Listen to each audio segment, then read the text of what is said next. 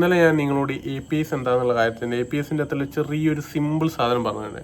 അപ്പോൾ ഞാൻ വിചാരിച്ചു എന്താണ് API എന്ന് അറിയാത്തവരുണ്ടോ ഇത് കേൾക്കുന്നവർ ഫസ്റ്റ്. അതായത് വെച്ചാൽ ഇപ്പോൾ നിങ്ങളൊരു ഡെവലപ്മെൻറ്റ് പഠിക്കുന്ന സമയത്ത് മസ്റ്റായിട്ട് അറിഞ്ഞിരിക്കേണ്ട കാര്യമാണ് APIs.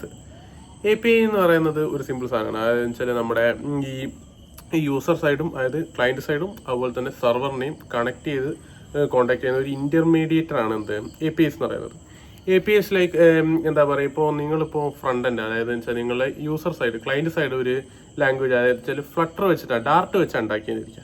അതേപോലെ തന്നെ നിങ്ങൾ സെർവർ അതായത് വെച്ചാൽ നമ്മളെ ബാക്ക് എൻഡ് എങ്ങനെയായിരിക്കും പൈത്തൺ വെച്ചായിരിക്കുന്നത്. അപ്പോൾ എന്താണെന്ന് വെച്ചാൽ ഈ യൂസർ സൈഡിൽ നിന്ന് എന്ത് ചെയ്യും, ഈ റിക്വസ്റ്റ് ഡാറ്റ ആക്സസ് ചെയ്യാനുള്ള റിക്വസ്റ്റ് ചോദിക്കുന്ന സമയത്ത് എന്താണ് ഇതിന് സെർവേഴ്സിന് ഇത് മനസ്സിലാകത്തില്ല എങ്ങനെയാണ് എന്താണ് ചോദിച്ചത് എന്നുള്ളത്.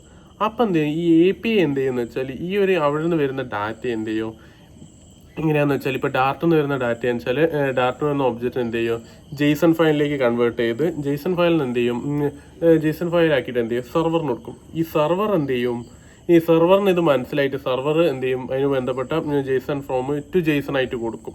ആ JSON എന്താക്കും എന്ന് വെച്ചാൽ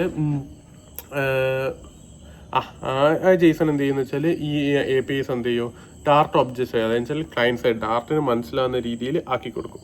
ഈ സിമ്പിൾ സാധനമാണ് APIs ചെയ്യുന്നത്. ഇതാണ് APIയുടെ സിമ്പിൾ ഫോം.